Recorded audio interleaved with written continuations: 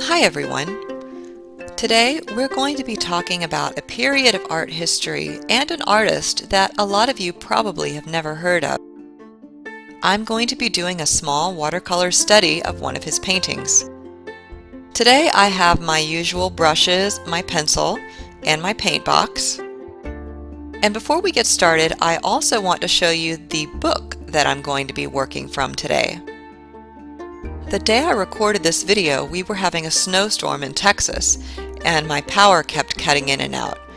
I couldn't do my usual research on the internet, so I decided to use one of the art books that I had sitting on my shelf. This is a book full of paintings by an artist named Giovanni Battista Tiepolo.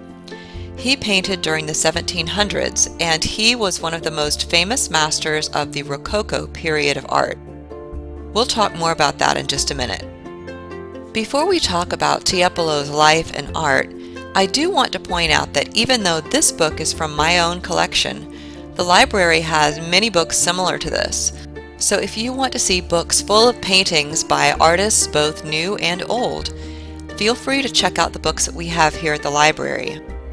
Today I'm going to be painting a study of this head of the Virgin Mary.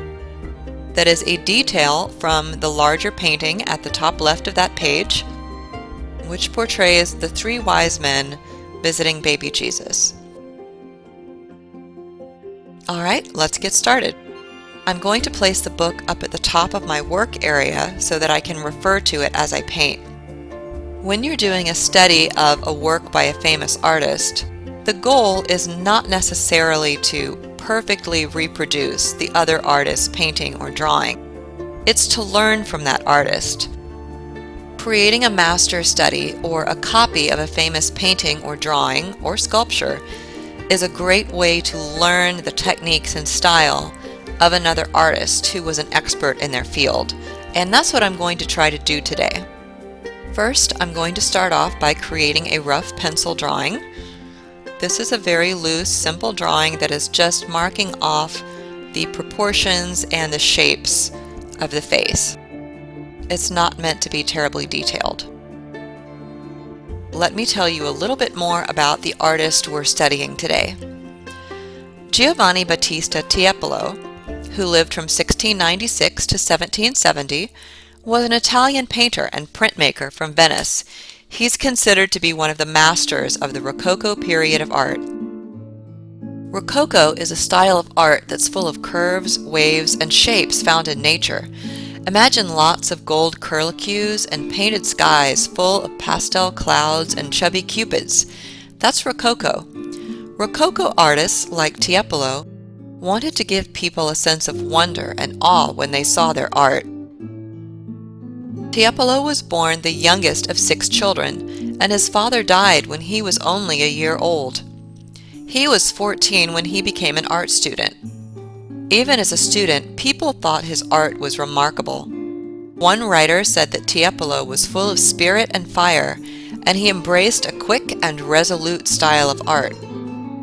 Wealthy aristocrats and high-ranking members of the church hired him to paint the walls and ceilings of their homes and cathedrals.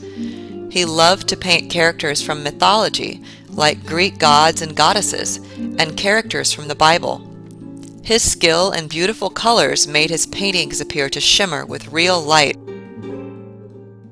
In 1750, at the age of 54, Tiepolo was asked by the Prince Bishop Karl Philipp von Griefenklau, yes, he was a bishop and a prince, it's complicated, to paint murals on the walls and ceilings of his home in Würzburg. These huge paintings are some of Tiepolo's finest work. My book that I was flipping through at the beginning of this video has a lot of illustrations and photographs of Tiepolo's paintings from the Würzburg residence. I love these paintings and the complex arrangement of figures, clouds, and light that he created in these murals. However, they're a little bit too complex for me to do a study of in a short video like this, which is why I decided to just do one face. Tiepolo died in 1770, not long after his 74th birthday. By then, the flowery ornamentation of the Rococo style had faded in popularity. But even so, as an artist, Tiepolo was just as beloved as ever. Several of his sons went on to become artists and carried on their father's legacy. His life and work are really inspiring, even though he's an artist who's not terribly well known today. If you look up his name online, you'll find many more examples of his art. If you've watched my videos before, you've probably heard me say that in traditional watercolors, you don't really use white paint.